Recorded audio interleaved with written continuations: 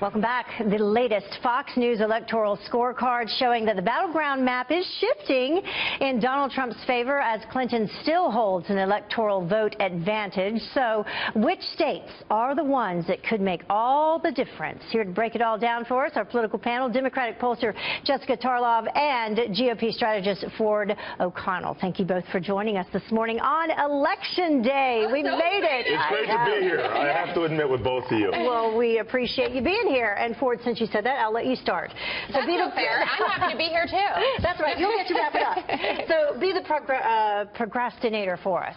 Look, I'm as pro-Trump as they come, but when it comes to the electoral map, I'm one pragmatic dude. All eyes are on Florida and North Carolina. He has to win those states, and if everything goes right for Trump and he wins Florida, Ohio, North Carolina, and Iowa, he's got a simple problem. It's a math problem that brings him to 259. The question is, where does he get 10 or 11 electoral votes? If everything is going well for him, then the eyes go to Nevada, New Hampshire, Michigan, and Pennsylvania. Michigan and Pennsylvania may be Hail Mary passes, but if he lands it, he will be the 45th President of the United States. Well, he does seem that he has a shot in Michigan because that's where he wrapped it up this evening, Jessica. Yeah, I mean, Donald Trump has gone a lot of places that he hasn't had a shot. Listen, I think it's smart. I think his message does resonate there. We saw that in the primaries. You know, this is a place that, according to him, was, ravaged by NAFTA.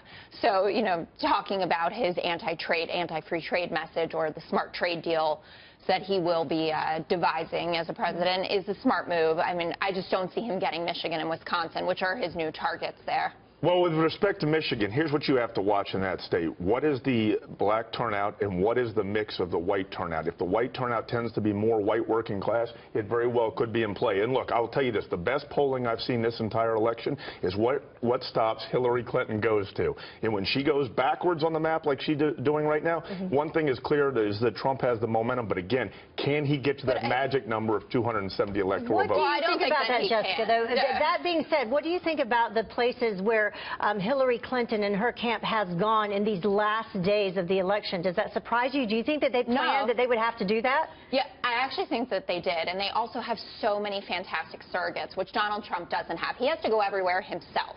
You can send Mike Pence out. I guess he can send Rudy Giuliani out. Hillary Clinton has the president. She has Joe Biden. She has Michelle Obama, who I think is her greatest surrogate at this point. Bernie Sanders, Elizabeth Warren. She can go back to these places, and it's important to go to states that didn't have early voting to make sure that you hammer home your message the night before. One second, Ford. This in-person thing is interesting to be cut off live instead of with you in D.C. So I think it's important, and I think it's very Clintonian. She wants to be sure, all the bells and whistles here, to make sure that she gets these people to turn out. So I don't think it's reflective of being scared. Obviously, Donald Trump has done better in the past few weeks, but I don't see it as such a negative. You could also argue, though, Ford, that she needs to drum up that enthusiasm and use those surrogates. Also, she brings on Jay-Z and Beyonce, Lady Gaga, Bon Jovi to get those big crowds and that enthusiasm going. The enthusiasm gap favors Trump. And to Jessica's point, if they were really happy right now and doing an Irish jig, on 6th Avenue, they'd be talking about winning Georgia and Arizona. They're not. And they do understand that if they can win Florida, North Carolina, or Ohio, they're not going to win Ohio. I'll predict right now that Donald Trump is going to win the state of Ohio. Win Ohio but what I will say is if they win one of those two, then she probably cuts off his path. But the fact that they're worried about every other permutation and combination tells you right now that Trump is on the offense. And whether or not he has great surrogates or not, the point is you're voting for Donald Trump or you're voting for Hillary Clinton, and that's the point. And what about the African-American vote? Because there are reports that it's down. Certainly in North Carolina, it's kind of the state to watch where that's going on. They've had issues with voter suppression laws, and it's a big national conversation about it. Enthusiasm.